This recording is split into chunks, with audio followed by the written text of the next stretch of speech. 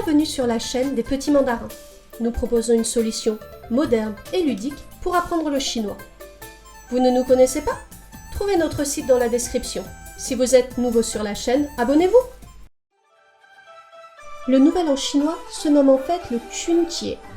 Le caractère Chun signifie printemps et Jie, fête. C'est donc la fête du printemps. Elle est célébrée le premier jour du calendrier lunaire chinois. À l'origine, il s'agissait d'une fête agricole pendant laquelle on faisait des offrandes aux ancêtres pour une belle récolte. Mais cette fête prend aussi racine dans un ancien conte chinois. Dans la Chine ancienne, un horrible monstre nommé Nian venait tous les ans effrayer les habitants d'un village. Mais heureusement, un jour ils découvrirent qu'il avait peur de la couleur rouge et des bruits forts. Depuis cette époque, chaque année les Chinois font éclater des pétards et s'habillent en rouge pour faire fuir le monstre.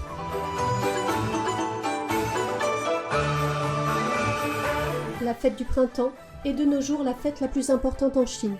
On peut la comparer à notre Noël. C'est avant tout une fête familiale, où les Chinois se rassemblent en famille pour passer un moment heureux. Mais ces rassemblements ne sont pas anodins, car ils entraînent ce qu'on appelle le Chunyu, le plus grand mouvement de population du monde, avec plus d'1 milliard de personnes qui se déplacent le même jour. C'est une chose impressionnante à voir et à vivre. Toutes les gares, les aéroports et les stations de bus sont pleines à craquer. Mais ça vaut le coup, car une fois en famille, on renoue avec des êtres chers autour de la préparation de la fête. Le Chunjie se prépare des semaines à l'avance. Chaque foyer compose et accroche des sentences parallèles, duelian, découpe des décorations en papier rouge. Quand certains courent acheter feux d'artifice et pétards, d'autres filent faire le plein de victuailles pour préparer un festin.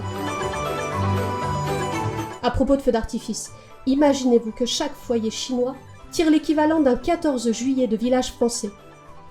Alors, lors du réveillon, le ciel ressemble à un champ de fleurs lumineuses.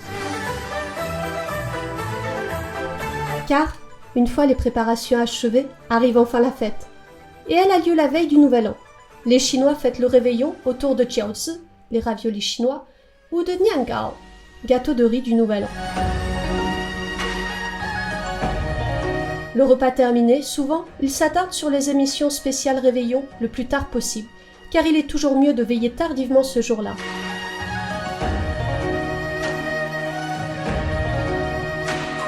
Le lendemain, beaucoup vont prier au temple afin d'apporter chance et bonheur pour cette nouvelle année.